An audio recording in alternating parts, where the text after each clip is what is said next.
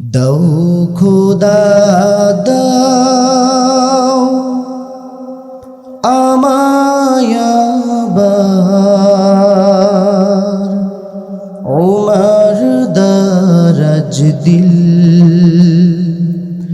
দাও খোদা দাও আমায় আবার ওমর দারাজ দিল।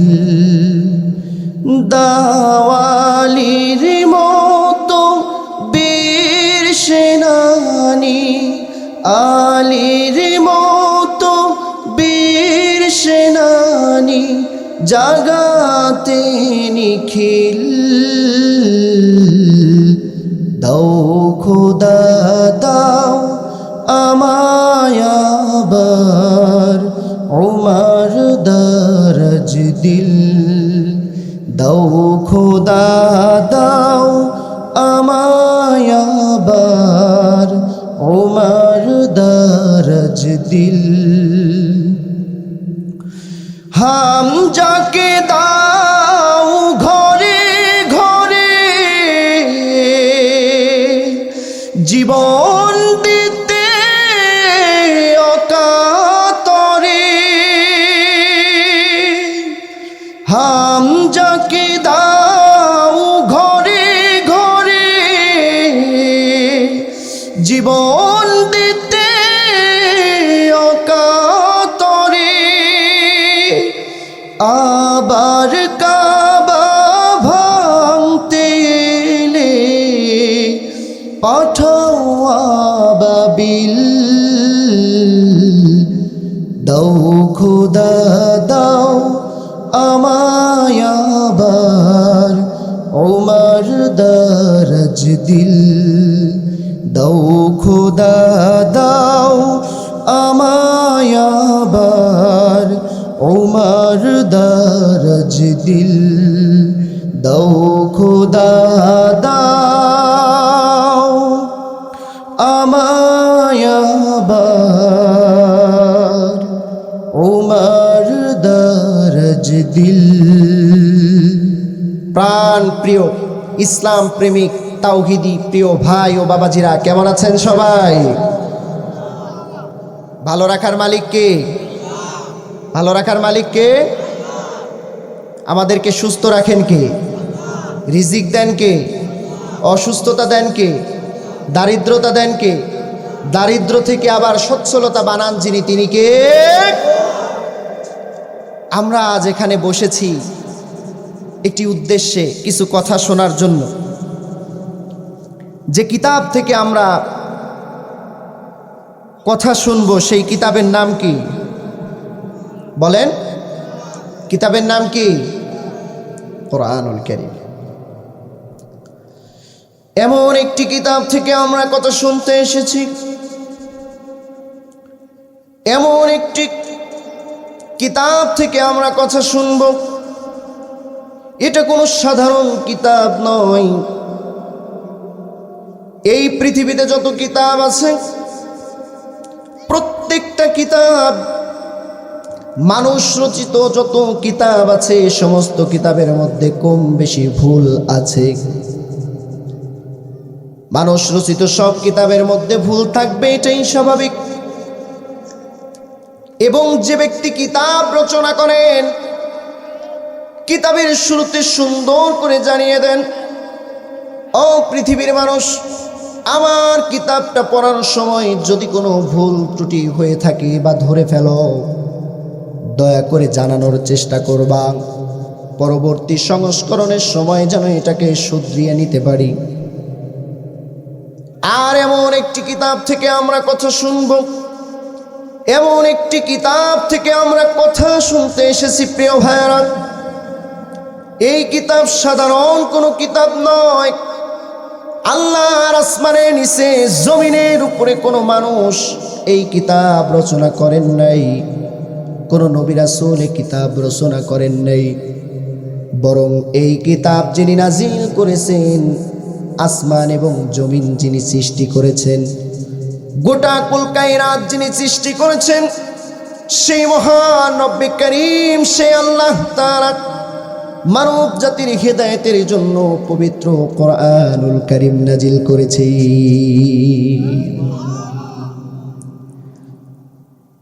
শুধুমাত্র আল্লাহ তাআলা কোরআন নাজিল করেছেন তাই নয়, আল্লাহ পাক রব্বুল আলামিন বলেন, ও পৃথিবীর মানুষ, এমন একটি আশ্চর্যজনক কিতাব আমি আল্লাহ তাআলা নাজিল করেছি।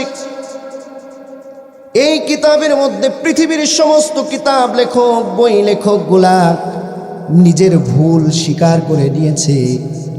আর যে কিতাব আল্লাহ তাআলা নাজিল করেছেন, এই কিতাব নাজিল করে মহান রব্বে কারীম জানিয়ে দিয়েছেন পৃথিবীর মানুষেরা রে, যালিকাল কিতাবু লা রাইবা ফীহি, এমন একটি কিতাব আমি তোমাদের জন্য নাজিল করেছি, এই কিতাবের মধ্যে ভুল তো দূরের কথা, সন্দেহ মাত্রার অবকাশ পর্যন্ত নেই।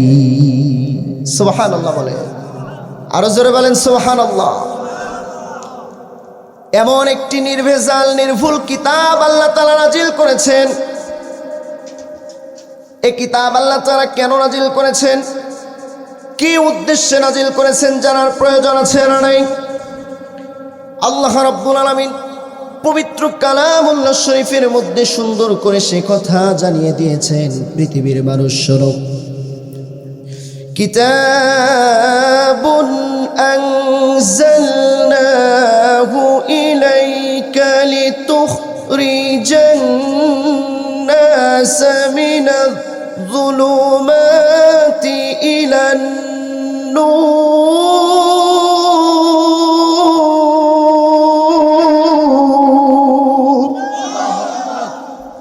আল্লাহ পাক রব্বুল আলামিন বলেন, পৃথিবীর মানুষ কান খাড়া করে শুনে নাও, আমি এই কিতাব নাজিল করেছি কেন, কি উদ্দেশ্য নিয়ে এই কিতাবকে নাজিল করলাম? উদ্দেশ্য হলো, আমি আল্লাহ পাক রব্বুল আলামিন এই কিতাব নাজিল করেছি অন্ধকারাচ্ছন্ন পথের মধ্যে ডুবে থাকা জাতিকে টেনে টেনে বের করে নিয়ে ইহদিনাস সিরাতাল মুস্তাকিম, আলোর পথে দিশা দেওয়ার জন্য, সরল সোজা সঠিক পথের দিশা দেওয়ার জন্য আমি আল্লাহ পাক রব্বুল আলামিন পবিত্র কালামুল্লাহ শরীফকে নাজিল করেছি। অন্ধকারাচ্ছন্ন পথ কিসের পথ? অন্ধকার পথ থেকে আল্লাহ তাআলা এই কোরআনকে নাজিল করেছেন মানব জাতির হেদায়েতের জন্য, আলোর পথের দিশা দেওয়ার জন্য এই কিতাব নাজিল করেছেন। অন্ধকারের পথ হলো জুলুমিয়াতের পথ, অন্ধকারের পথ হলো শিরকিয়াতের পথ, অন্ধকারের পথ হলো খুন হত্যা রাহাজানি টেন্ডারবাজি চাঁদাবাজি জুলুম নির্যাতন নিপীড়ন জেল জরিমানা যত প্রকার অপকর্ম আছে এই সমস্ত সব কাজ হলো অন্ধকারের পথ, জুলুমিয়াতের পথ, অন্ধকারের পথ। আর এই অন্ধকারের পথের ভিতর থেকে মানব জাতিদেরকে বের করে টেনে টেনে বের করে এনে মহান আল্লাহ পাক রব্বুল আলামিন এই কোরআনুল কারীমকে নাজিল করেছি সরল সোজা সঠিক পথ দেখানোর জন্য। তাহলে এবার প্রশ্ন হলো পৃথিবীবাসী, কোরআন আল্লাহ তাআলা নাজিল করেছেন অন্ধকার জুলুম নির্যাতন পথ থেকে মানব জাতিকে বের করে এনে ইহদিনাস সিরাতাল মুস্তাকিম, সরল সোজা সঠিক পথের দিশা দেওয়ার জন্য কোরআন নাজিল করেছেন। তাহলে এই কিতাব থেকে, কোরআন থেকে হেদায়েত পাবে কারা? এই কোরআন থেকে হেদায়েত নিয়ে সরল সোজা সঠিক পথের মধ্যে পরিচালিত হবে কারা? আল্লাহ পাক রব্বুল আলামিন বলেন, হুদাল লিল মুত্তাকিন। মুত্তাকি হবে যারা এই কোরআনুল কারীম থেকে হেদায়েত প্রাপ্ত হবে তারা। মুত্তাকি হবে যারা সরল সোজা সঠিক পথের দিশা পাবে তারা। এখন মুত্তাকি হওয়ার জন্য পূর্ব শর্ত হলো এ কথার ঘোষণা দিতে হবে, সবাই বলেন লা ইলাহা ইল্লাল্লাহ। ইল্লাল্লাহু মুহাম্মাদুর রাসূলুল্লাহ সাল্লাল্লাহু আলাইহি ওয়াসাল্লাম। এ কথার সাক্ষ্য দিতে হবে আল্লাহ ছাড়া কোনো মাবুদ, আল্লাহ ছাড়া কোনো রব, মালিক নাই। মুহাম্মদ সাল্লাল্লাহু আলাইহি ওয়াসাল্লাম আমাদের প্রিয় নবী সাল্লাল্লাহু আলাইহি ওয়াসাল্লাম। আগে আপনাকে ঈমানদার হওয়া লাগবে। ঈমানদার হওয়ার জন্য 5টা বিষয়ের উপরে বিশ্বাস স্থাপন করা লাগবে। কয়টা বিষয়? জোরে বলেন, আওয়াজ দিয়ে বলেন, কয়টা?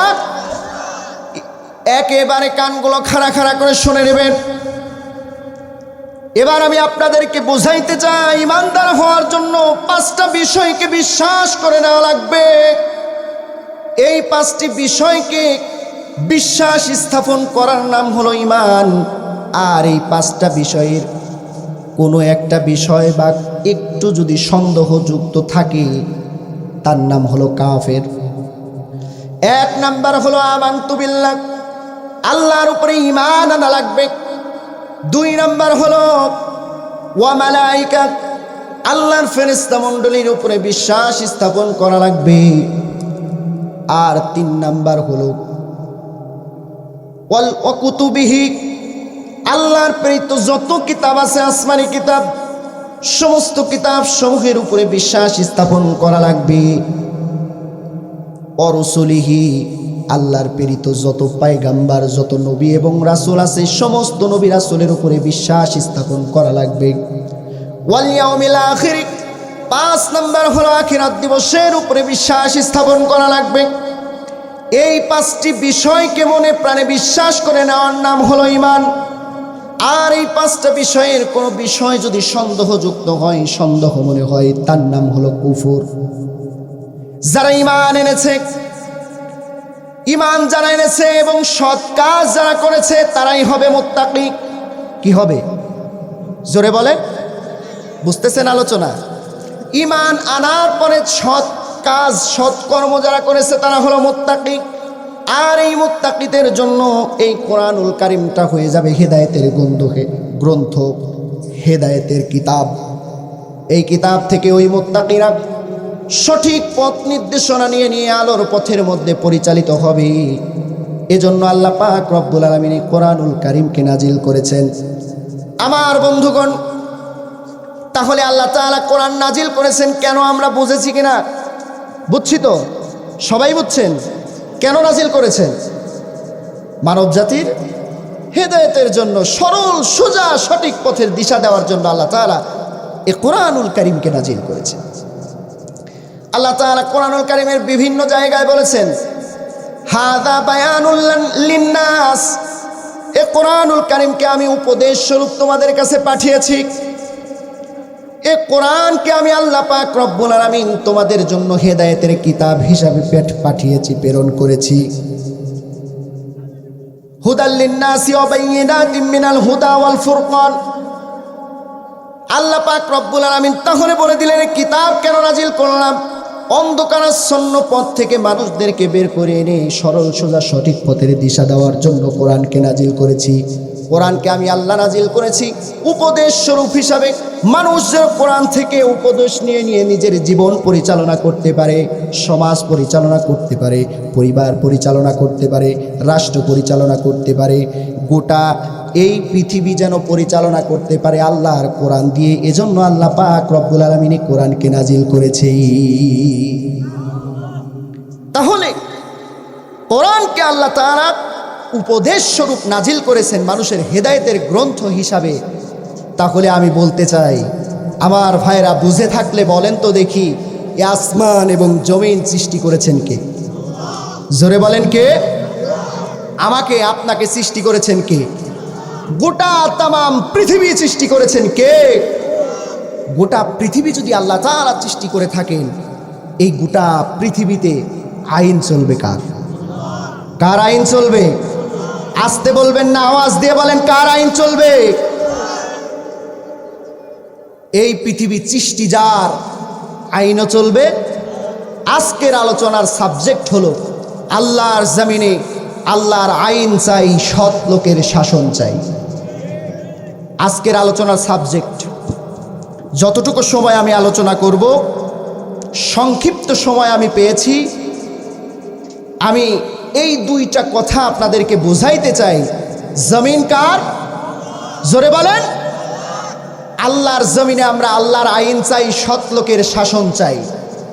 এই দুইটা কথার উপরে আমি আলোচনা করব। প্রথম নাম্বার কথা হলো আমরা আল্লাহর আইন চাই, আল্লাহর আইন চাই, সৎ লোকের শাসন চাই। এ কথা কি কোনো রাজনৈতিক কথা নাকি?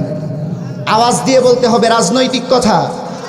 এটা কোনো দলীয় কথা, এটা দলীয় কথা নয়, রাজনৈতিক কথা নয়, এটা হলো তাদের কথা। এ জমিনে আল্লাহর আনুগত্য প্রকাশ করেছে যারা, আল্লাহ ছাড়া কাউকে মাবুদ রব মানে না যারা, আল্লাহকে যারা রব হিসাবে স্বীকৃতি দিয়েছে যারা, তারাই কেবলমাত্র বলতে পারে আমরা আল্লাহর আইন চাই, সৎ লোকের শাসন চাই। এ কথা আমার নয়, আল্লাহ পাক রব্বুল আলামিন নিজেই কোরআনুল কারীমের মধ্যে জানিয়ে দিয়েছেন, ও পৃথিবীর মানুষ, গাজীপুরবাসী কান খাড়া করে শুনে নাও। আল্লাহ পাক রব্বুল আলামিন বলেন, আলা লাহুল খালকু ওয়াল আমরু তাবারাকাল্লাহু রব্বুল আলামিন। আমি আল্লাহ পাক রব্বুল আলামিন গোটা বিশ্ব তামাম জাহান সৃষ্টি করেছি, অতএব ইনিল হুকমু ইল্লা লিল্লাহ। আর গোটা তামাম বিশ্ব সমস্ত শাসনও চলবে, হুকুমও চলবে একমাত্র আমি আল্লাহ। কার হুকুম চলবে? কার হুকুম? উদাহরণ এবার আসেন, মনে করেন আপনার শফিপুর বাজারে 5 তলা একটা বিল্ডিং আছে। কয়তলা? ওই বিল্ডিংয়ের মধ্যে আপনার পরিবার থাকে, আপনার স্ত্রী থাকে, মা বাবা থাকে এবং ভাড়াটিয়া সমস্ত কিছু থাকে। আমি যদি বলি ভাই আজকের থেকে ওই 5 তলা বিল্ডিংয়ে আমি যা হুকুম করব তাই হবে, আপনি মেনে নেবেন? জোরে বলেন, মেনে নেবেন? এখন আসুন উল্টা, আমার মনে করেন যে বাড়িতে মা বাবা ভাই বোন যারা আছে, আমার গোটা ফ্যামিলি, আমার পরিবার, আমার বাড়িটা, এখন যদি আপনি বলেন হুজুর আজকের থেকে আপনার বাড়ি নিয়ন্ত্রণ হবে আমার কথায়, আমি মেনে নিব? সহজ কথা না ভাই? সহজ কথা কি না? তাহলে যদি মেনে না নেন, এ জমিন সৃষ্টি করেছেন আল্লাহ, আপনাকে আমাকে সৃষ্টি করেছেন আল্লাহ, গোটা কুল কায়নাত সৃষ্টি করেছেন আল্লাহ, হুকুম কি আপনার চলবে? জোরে বলেন। কোন মানুষের হুকুম চলতে পারে? কার হুকুম চলবে? কার? তাহলে আমরা আল্লাহর জমিনে আল্লাহর হুকুম চাই, এ কথা কি কোনো দলীয় স্লোগান হলো? বলেন, এটা মুমিনদের স্লোগান, মুমিনদের কথা। কাদের কথা? কাদের কথা? এবার আসুন, সৎ লোকের শাসন চাই। আমি এক্সাম্পল দিচ্ছি, বলেন তো ভাইরা, আমাদের সমাজে আজকে একটি মেয়ে বিবাহের উপযুক্ত হলে আমরা তখন বড় ভাই বা বন্ধু সুলভ এনাদেরকে গিয়ে বলি, বন্ধু মেয়েটা তো বিয়ের বয়স হয়ে গিয়েছে, প্রাপ্তবয়স্ক হয়ে গিয়েছে, বিয়ে দেওয়া লাগে। একটা সৎ, দক্ষ, ভালো ইসলামিক মাইন্ডের ছেলে পেলে আমাকে জানিও, আমি মেয়েটা বিবাহ দিতে চাই। বলি কি না? সর্বপ্রথম কথা কি আসছে? সৎ। কি আসছে? সৎ। আচ্ছা, এবার যদি আপনি আপনার ব্যবসা, বিজনেসের ম্যানেজার হিসাবে কাউকে নিয়োগ দিতে চান, সর্বপ্রথম আপনি সুন্দর করে লিখে দেন একজন সৎ, দক্ষ কর্মচারী চাই। বলি না? প্রথম কথা কি? বুঝতেছেন আমার কথা? প্রথম কথা কি? সৎ। আচ্ছা, এটাও বাদ দিলাম। যদি ব্যবসা করতে চান, পার্টনারশিপ যখন আপনি করেন, তখনও পার্টনার জোগাইতে আপনি সর্বপ্রথম এ কথাই বলেন যে একজন সৎ, দক্ষ, ইসলাম প্রেমিক, সতীবান একজন পার্টনার চাই, যাতে করে আমরা দুজন মিলে সুন্দরভাবে ব্যবসা করতে পারি। এ কথা বলি না ভাই? প্রত্যেকটা ক্ষেত্রে সর্বপ্রথম আমাদের কথা থাকে সৎ।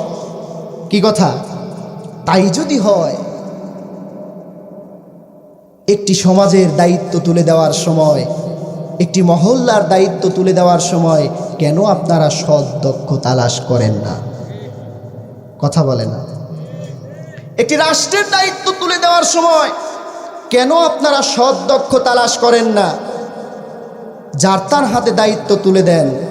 স্বাধীনতার 54 বছর পার হয়ে গিয়েছে, ঠিক না? ঠিক কি না? স্বাধীনতার 54 বছর পার হয়ে গেল। কত নেতা আসলো গেল দেখলাম, কতজন আসলো গেল যারা শান্তি প্রতিষ্ঠা করতে চায়, স্লোগান দিতে দিতে মুখ দিয়ে ফেনা বের করে ফেলেছে। আমি জানতে চাই, গাজীপুরবাসী বলেন তো দেখি, আজও এই পৃথিবীতে বাংলার জমিনে শান্তি প্রতিষ্ঠা হয়েছে কিনা? জোরে বলেন, আওয়াজ দিয়ে বলেন। শান্তি প্রতিষ্ঠা হয়েছে? হয় নাই। স্বাধীনতার 54 বছর পার হয়ে গিয়েছে, শান্তি প্রতিষ্ঠা হয় নাই। তার একমাত্র কারণ হলো বাংলার জমিনে মানব রচিত আইন দিয়ে বাংলার জমিন পরিচালিত হয়, ঠিক কিনা বলেন? মানব রচিত আইন দিয়ে পরিচালিত হয়। 54 বছর নয়, 54,000 বছর যদি চলে যায়, বাংলার জমিনে এক ফোঁটা শান্তির আশা করা যায় না, যতক্ষণ না পর্যন্ত আল্লাহর কোরআন দিয়ে বাংলার জমিন পরিচালিত হবে, ঠিক কিনা বলেন? আল্লাহর জমিনে আল্লাহর কোরআন দিয়ে যতক্ষণ না পর্যন্ত সংসদ ভবন না চলবে, আল্লাহর আইন দিয়ে যতক্ষণ না পর্যন্ত রাষ্ট্র চলবে, তত সময় পর্যন্ত এই জমিনে শান্তির আশা করা যায়। শুধু তাই নয়, আমি বলতে চাই, জমিন যার আইন চলবে তার। আমরা সৎ লোকের আইন চাই, আল্লাহর আইন চাই, সৎ লোকের শাসন চাই। এ কথা মুখে মুখে নয়। আজকে থেকে আপনি এই জমিনে, আল্লাহর জমিনে আল্লাহর দ্বীনকে বাস্তবায়ন করার জন্য একটা বার মুমিনের ভূমিকায়, ইমানদারের ভূমিকায় কুফরি মতবাদ, পশ্চিমা বিশ্বের মতবাদ, মানব রচিত আইন তন্ত্রমন্ত্রকে লাঠি দিয়ে ছুঁড়ে ফেলে আল্লাহর কোরআনকে পার্লামেন্টে নিয়ে যান, সংসদ ভবনে নিয়ে যান। খোদার কসম করে বলি, কোরআন হাতে নিয়ে খোদার কসম করে বলি, এই জমিনে 54 দিনের মধ্যেই শান্তির রূপরেখা তৈরি হয়ে যাবে, ঠিক কিনা বলেন? ঠিক কিনা বলেন? রাজি আছেন তো ইনশাআল্লাহ? রাজি আছেন তো ইনশাআল্লাহ? সময় এসেছে ঘুরে দাঁড়াবার, সময় এসেছে ঘুরে দাঁড়াবার। সহজ কথা বুঝে নেই, একটা মেয়েকে বিবাহ দেওয়ার জন্য সৎ দক্ষ তালাশ করি, আর একটা সমাজ বিনির্মাণের জন্য আল্লাহর জমিনে আল্লাহর কোরআন দিয়ে এই সমাজ পরিচালিত হবে, কোরআন দিয়ে রাষ্ট্র পরিচালিত হবে। শান্তির দেখা আমরা পেতে চাই, কিন্তু কোরআনকে পার্লামেন্টে বসাইতে চাই না। ওই মদারু আর গাজারু, টেন্ডারবাজ, জুয়াবাজ, এ সমস্ত নেতা পাতিনেতা দিয়ে জীবনে কখনো এই জমিনে শান্তি প্রতিষ্ঠিত হবে না, ঠিক কিনা বলেন? তাহলে আজকের আলোচনার বিষয় কি প্রিয় ভাইয়েরা? বলেন, ভুলে গিয়েছেন? আলোচনার সাবজেক্ট কি? আল্লাহর আইন চাই, সৎ লোকের। আমরা আল্লাহর আইন চাই, সৎ লোকের। তাহলে আল্লাহর আইন চাই, এটা তো বুঝছেন নাকি? বুঝছেন তো নাকি? সৃষ্টি যার আইন চলবে। আমরা অতীতেও বলেছি, এখনো বলছি, ভবিষ্যতেও বলবো, আমরা আল্লাহর আইন চাই, সৎ লোকের শাসন চাই। এ কথাতে যাদের চুলকানি বেড়ে যাবে, এই কথাতে যাদের গা জ্বলবে, ও নামধারী মুসলমান, ও টাটকা মুনাফিক গাদ্দার। কথা বলেন ঠিক কিনা? কোনো সন্দেহ আছে? কোনো সন্দেহ আছে? আমরা আল্লাহর জমিনে আল্লাহর আইন চাই, সৎ লোকের। জমিন যার, সৃষ্টি যার, আইন চলবে। কোনো প্রকার সন্দেহ আছে? রাজি আছেন তো ইনশাআল্লাহ? আর আমাদেরকে ভয় দেখানোর সুযোগ নাই। ভয় দূরে পালিয়ে গিয়েছে, যুব সমাজ দেখিয়ে দিয়েছে, যুবকেরা দেখিয়ে দিয়েছে। আর আপনাদের ভয় পাওয়ার কোনো কারণ নাই। রুখে দাঁড়াতে হবে, হাতে হাত রেখে, কাঁধে কাঁধ রেখে, চোখে চোখ রেখে কথা বলতে হবে। আল্লাহর জমিনে আল্লাহর কোরআনকে বাস্তবায়নের জন্য নিজের জীবন কুরবান করে দিব। কোন বাতিলের সামনে মাথা নত করব না। কথা বলেন ঠিক কিনা? রাজি আছেন ইনশাআল্লাহ? রাজি আছেন তো ইনশাআল্লাহ? আমার বন্ধুগণ, আমার ভাইয়েরা, আলোচনার বিষয় হলো আল্লাহর জমিনে আল্লাহর আইন চাই, সৎ লোকের শাসন চাই। সহজ বাংলা কথা, জমিন যার আইন চলবে চার, অন্য কারো আইন চলতে পারে না। আর আল্লাহর আইন বাস্তবায়িত করবে কারা? মোজ বড় বড় দাড়ি নাই যাদের, তারা। নামাজ পড়ে না এক ওয়াক্ত তারা, সুদ ঘুষ জুয়া টেন্ডারবাজি চাঁদাবাজি এগুলা করে বেড়ায় যারা, তারা। এরা করবে কারা? আল্লাহর জমিনে আল্লাহর দিন বাস্তবায়ন করবে, আল্লাহর হুকুম আল্লাহর আইন বাস্তবায়ন করবে। কোরআনে কারীম আল্লাহ পাক রব্বুল আলামিন জানিয়েছেন, ইয়া আইয়ুহাল্লাযীনা আমানু আতিউল্লাহা ওয়া আতিউর রাসূলা ওয়া উলিল আমরি মিনকুম। হে ঈমানদারগণ,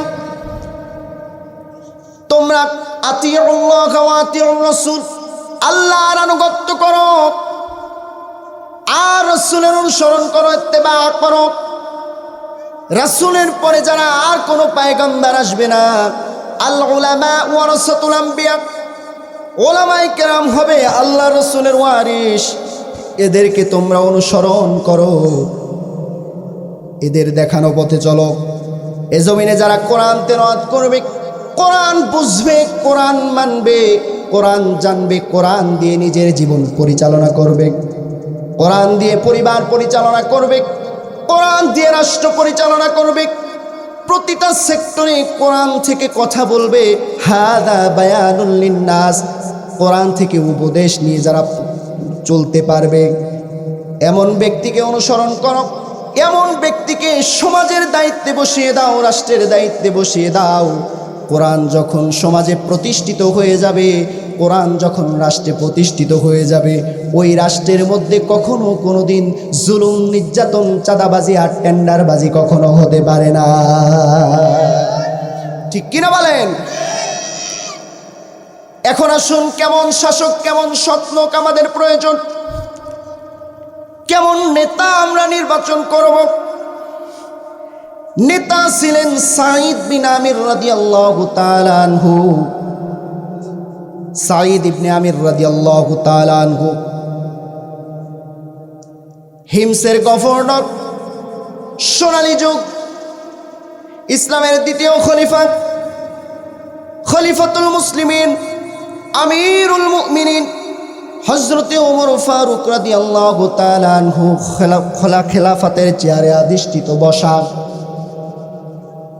সেই সময় হিমসের গভর্নর হিসেবে সাঈদ বিন আমির রাদিয়াল্লাহু তাআলা আনহুকে আমির নিযুক্ত করলেন। 6 মাস যেতে না যেতেই হিমসের জনগণ এসে খলিফাতুল মুসলিমিন আমিরুল মুমিনিন হযরত ওমর ফারুক রাদিয়াল্লাহু তাআলা আনহুর কাছে বিচার দিলেন, ইয়া আমিরুল মুমিনিন, কেমন নেতা, কেমন আমির আমাদেরকে পাঠিয়েছেন? এ আমির প্রতিদিন অফিসে দেরি করে করে আসে। হযরত ওমর ফারুক রাদিয়াল্লাহু তাআলা আনহু বলেন, আর কি অভিযোগ বলো? এমন নেতা পাঠিয়েছেন, প্রতিদিন অফিসে আসার পরে মৃগী রোগের মতো অজ্ঞান হয়ে হয়ে পড়ে যায়, হুঁশ থাকে না তার। আর কি অভিযোগ বলো? আর একটা অভিযোগ হলো, সন্ধ্যাবেলা যখন তাকে তালাশ করা হয় বা এশারের পরে আমরা কোনো যদি কাজ নিয়ে তার কাছে যাই, তখন আর আমাদের কোনো ডাকে সাড়া দেন না, কোনো কথা শোনেন না। আর কি অভিযোগ বলো? আর একটা অভিযোগ হলো, তিনি সপ্তাহে 1 দিন করে অফিসে আসেন না। এবার আমিরুল মুমিনিন হযরত ওমর ফারুক রাদিয়াল্লাহু তাআলা আনহু সমস্ত অভিযোগকে যৌক্তিক মনে হলো। যৌক্তিক মনে হওয়ার পরে জনগণকে জানিয়ে দিলেন, হিমসের জনগণ, চলে যাও, সাঈদ বিন আমিরকে আমি তলব করব, জরুরি তলব করা হলো, জরুরি তলব। সাঈদ বিন আমির রাদিয়াল্লাহু তাআলা আনহু খলিফাতুল মুসলিমিন আমিরুল মুমিনিন হযরতে ওমর ফারুক রাদিয়াল্লাহু তাআলা আনহুর দরবারে আসলেন। আমিরুল মুমিনিন হযরতে ওমর ফারুক রাদিয়াল্লাহু তাআলা আনহু ডাক দিয়ে বললেন, সাঈদ, আমি তোমাকে হিমসের গভর্নর হিসেবে প্রেরণ করেছি।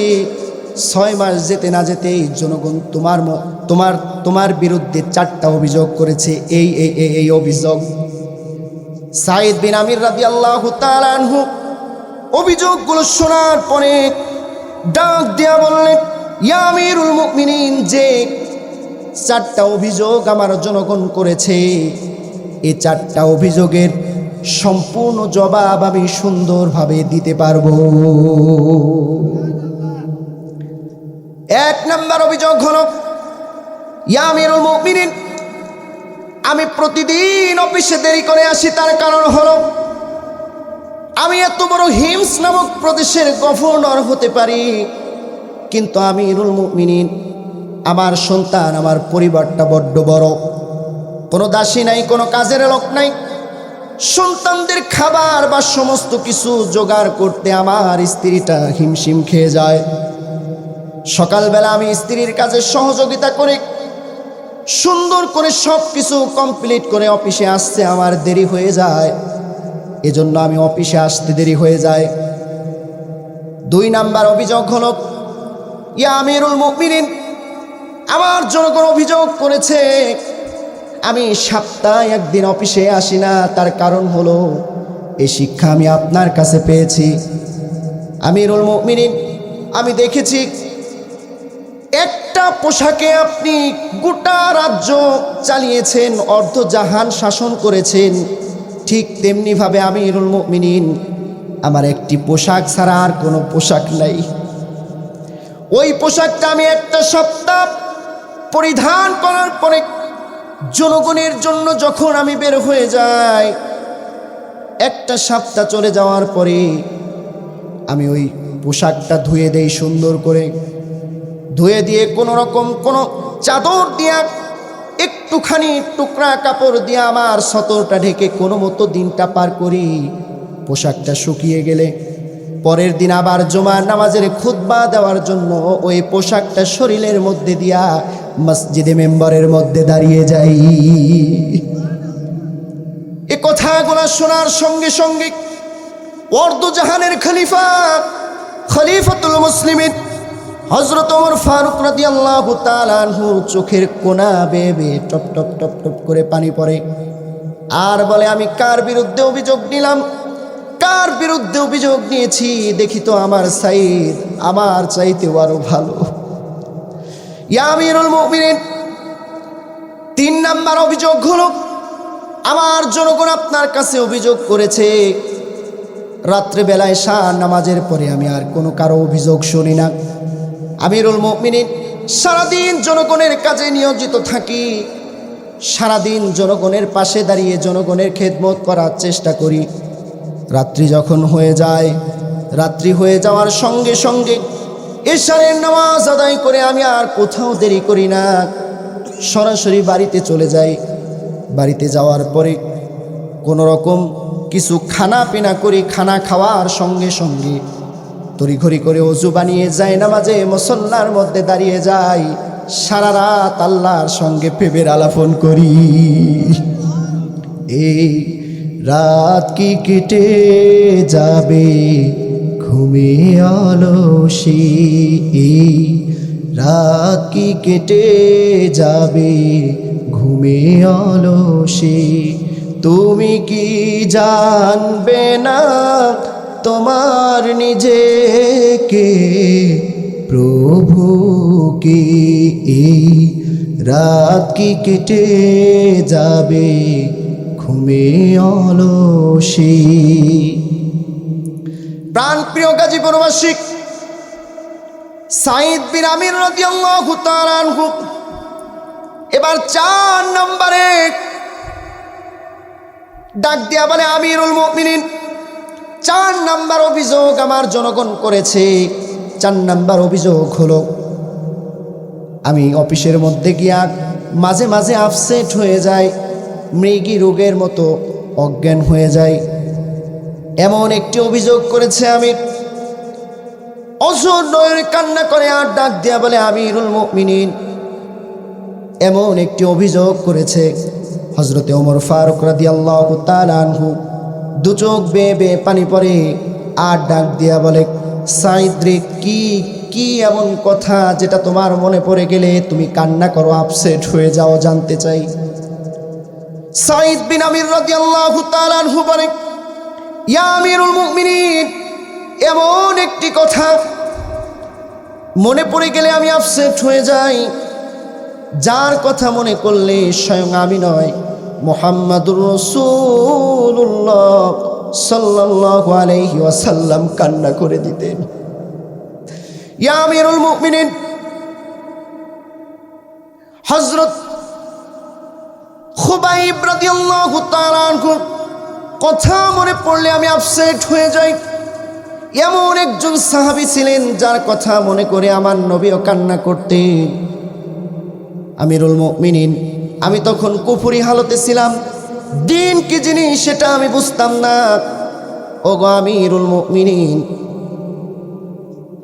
খুবাইব রাদিয়াল্লাহু তাআলা আনহুকে মক্কার কাফেরেরা গ্রেপ্তার করে তাকে মদিনা থেকে মক্কায় নিয়ে জেলখানার মধ্যে বন্দি করে দিল, খাবার বন্ধ করে দিল, কোনো খাবার নাই, নির্যাতন চালাতে শুরু করলো।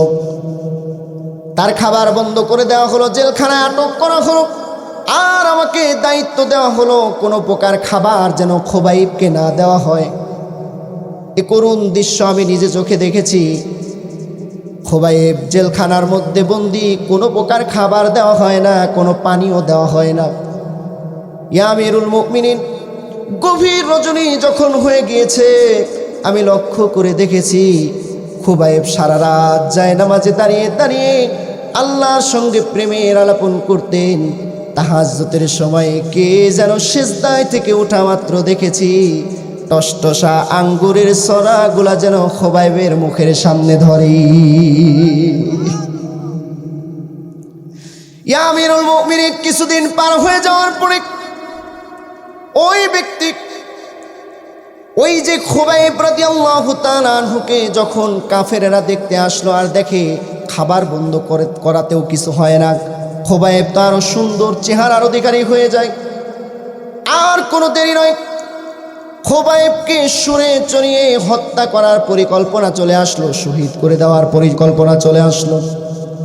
আমিরুল মুমিনিন, কিছু সংখ্যক কাফের নেতা এসে জিজ্ঞাসা করলো, খুবাইব রে, শেষ তোমার কি ইচ্ছা তুমি বলো, তোমার ইচ্ছাটা কি একবার বলো। খুবাইব রাদিয়াল্লাহু তাআলা আনহু কোনো কথা বললেন না, পরিবারের সঙ্গে দেখা করতে চাইলেন না, একবার পেট ভরে খাবারের কথা বললেন না, কোনো কথা নয়। খুবাইব রাদিয়াল্লাহু তাআলা আনহু সরাসরি বললেন, আমাকে একটু ওযুর পানি দাও, আমি যাই নামাজে দাঁড়িয়ে 2 রাকাত নামাজ পড়ে আমি তৈয়ার হয়ে যাব। খুবাইবকে পানি দেওয়া হলো। খুবাইব ওযু করে তড়িঘড়ি করে নামাজে দাঁড়িয়ে গেলেন। প্রথম রাকাত নামাজ খুব আস্তে ধীরে ধীরে পড়লেন। দ্বিতীয় রাকাত নামাজ পড়তে গিয়ে তিনি ভাবলেন, নামাজ যদি লম্বা করে ফেলি হয়তো তারা ভাবতে পারে খুবাইব মৃত্যুবরণ করবে, মৃত্যুর ভয়ে বুঝি নামাজ লম্বা করেছে। তড়িঘড়ি করে নামাজ শেষ করলেন। নামাজ শেষ করে 2 হাত তুলে বলে, আল্লাহ, এতদিন হয়ে গেল আমার নবীজির চেহারা মোবারক আমি দেখি না। ওগো আল্লাহ, আমি এখন বিদায় হয়ে যাব, আমি আর পৃথিবীতে থাকবো না। আমার বিদায়ী সালামটা আল্লাহ নবী মুহাম্মদুর রাসূলুল্লাহ সাল্লাল্লাহু আলাইহি ওয়াসাল্লামের দরবারে পৌঁছে দিও। খুবাইব রাদিয়াল্লাহু তাআলা আনহুকে কাফের গোষ্ঠীরা মিলে সুরে চড়িয়ে দেওয়া হলো। এখনই বুঝি হত্যা করে ফেলা হবে, শহীদ করে ফেলা হবে। খুবাইব রাদিয়াল্লাহু তাআলা আনহুকে জিজ্ঞাসা করা হলো, খুবাইব রে, তোর জায়গায় যদি তোর নবী আল্লাহর নবী মুহাম্মদুর রাসূলুল্লাহ সাল্লাল্লাহু আলাইহি ওয়াসাল্লাম থাকতো। এ কথা শোনার সঙ্গে সঙ্গে আমি দেখেছি আমিরুল মুমিনিন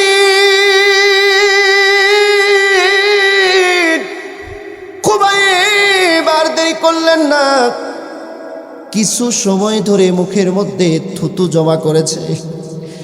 ওই থুতুটা জমা করার পরে যে ব্যক্তি এই কথা বলেছে তার মুখ বরাবর মেরে দিয়েছে আর ডাক দিয়ে বলেছে, এই কাফের গোষ্ঠী শুনে রাখ, আমি বেঁচে থাকতে আল্লাহ নবীর একটা পশমও আমি টাচ করতে দিতাম না। জীবন চলে যাবে, তোদেরকে কচু কাটা করে ছাড়বো, নবীজির দিকে এক বিগত আঙ্গুলও তোদের তুলতে দিব না। ওই কাফেরটা রাগে রাগান্বিত হয়ে গেল, সঙ্গে সঙ্গে তরবারি বের করে ওই যে খুবাইব রাদিয়াল্লাহু তাআলা আনহুর ডান হাত বরাবর মেরে দিলেন। তরবারির আঘাতে আমি দেখেছি আমিরুল মুমিনিন খুবাইব রাদিয়াল্লাহু তাআলা আনহুর হাতটা কেটে ছিটকে জমিনের মধ্যে পড়ে গেল। খুবাইব রাদিয়াল্লাহু তাআলা আনহু কোনো কান্না করে না, চিল্লায় চিল্লায় হাসে, আল্লাহু আকবার। এরপরে দেখেছি আরেকজন কাফের এসে যখন খুবাইব রাদিয়াল্লাহু তাআলা আনহুর বাম হাত বরাবর মেরে দিল, বাম হাত কেটে কেটে পড়ে গেল। খুবাইব যেন আরো চিল্লায় চিল্লায় হাসে। কাফের গোষ্ঠীরা ডাক দিয়ে বলে, খুবাইব রে, একটা একটা করে তোর অঙ্গগুলা কেটে ফেলে দিলাম, কোনো কান্না করিস না, কেন হাসিস? খুবাইব ডাক দিয়া বলে, কাফেরের গোষ্ঠীরা শোনো, তোমরা একটা একটা করে অঙ্গ আমার কেটে কেটে জমিনের মধ্যে ফেলে দাও, আর আল্লাহ তাআলা ফেরেশতাদের মাধ্যমে জান্নাতের হুরগুলো আমার সামনে একটা একটা করে তুলে ধরি। এরপরে একটা কাফেরের গোষ্ঠী খুবাইব রাদিয়াল্লাহু তাআলা আনহুর কলিজা বরাবর তরবারি ঢুকিয়ে দিল, বুক দিয়ে ঢুকিয়ে পিঠ দিয়ে বের করে দিল। খুবাইব রাদিয়াল্লাহু তাআলা আনহু দুনিয়া থেকে বিদায় হয়ে গেল। ওগো আমিরুল মুমিনিন, এই দৃশ্য দেখার পরে আমি তো তখন কুফরি হালতে ছিলাম, কোনো ঈমান ছিল না। ওই কথাগুলো আমি প্রতিদিন যখন অফিসের মধ্যে বসি, অফিসের মধ্যে যাই, ওই কথাগুলো বারবার আমার মনে পড়ে যায়। আর ওই কথা মনে পড়ে যাওয়ার সঙ্গে সঙ্গে আমি আপসেট হয়ে পড়ে যাই। না জানি কিয়ামতের ময়দানে আল্লাহ তাআলা কি বিচার করবেন, কারণ খুবাইবকে হত্যা করার সময়, শহীদ করার সময় আমি ওই জায়গায় উপস্থিত ছিলাম। না জানি আল্লাহ তাআলা কিয়ামতের ময়দানে যদি আসামির কাঠগড়ায় দাঁড় করিয়ে দেয়, কি জবাব আমি দিব? এই প্রশ্ন যখন বারবার আমার মাথার মধ্যে ঘুরে, আমি সাঈদ বিন আমির ওই জায়গায় আপসেট হয়ে অজ্ঞান হয়ে পড়ে যাই। সুবহানাল্লাহ। কেমন নেতা ছিলেন সাঈদ বিন আমির রাদিয়াল্লাহু তাআলা আনহু, কেমন নেতা ছিলেন! সোনালী যুগ, ইসলামের দ্বিতীয় খলিফা, খলিফাতুল মুসলিমিন, আমিরুল মুমিনিন হযরত ওমর ফারুক রাদিয়াল্লাহু তাআলা আনহু। আমার বন্ধুগণ, এজন্য আজকের আলোচনার বিষয়, এমন সৎ লোকদেরকে আমরা এবার নির্বাচন করে সাপোর্ট করে তাদেরকে রাষ্ট্রের ক্ষমতা, সমাজের ক্ষমতা তুলে দিতে চাই, যাতে করে সমাজটা আল্লাহর কোরআন দিয়ে পরিচালিত হয়, আর এই সমাজ থেকে অন্যায়, জুলুম, অশ্লীলতা, বেহায়াপনা দূর হয়ে সমাজটা যেন শান্তির সমাজে পরিণত হয়ে যায়। ঠিক কিনা বলেন? ঠিক কিনা বলেন? তাহলে আজকের আলোচনার বিষয় কি ভাইয়েরা? আল্লাহর আইন চাই, সৎ লোকের শাসন চাই। আল্লাহর আইন চাই, সৎ লোকের শাসন চাই। সৃষ্টি যার আইন চলবে। রাজি আছেন তো ইনশাআল্লাহ? রাজি আছেন তো ইনশাআল্লাহ? এবার কোরআনওয়ালা ব্যক্তিকে, নবী প্রেমিকওয়ালা ব্যক্তিকে, কোরআন বোঝা ব্যক্তিকে, আল্লাহওয়ালা ব্যক্তিদেরকে আমাদের সমর্থন দিয়ে যারাই কোরআন পড়তে পারবে, যারা কোরআন বুঝতে পারবে, যাদের পরনে আল্লাহর নবীর সুন্নাহ আছে, মুখের মধ্যে আল্লাহর নবীর সুন্নাহ আছে, এমন ব্যক্তিকে দেখে দেখে সিলটা মেরে এবার তাদেরকে আমরা ক্ষমতার চেয়ারে বসাইতে চাই। রাজি আছেন তো ইনশাআল্লাহ? দুহাত তুলে আল্লাহকে দেখিয়ে দেন।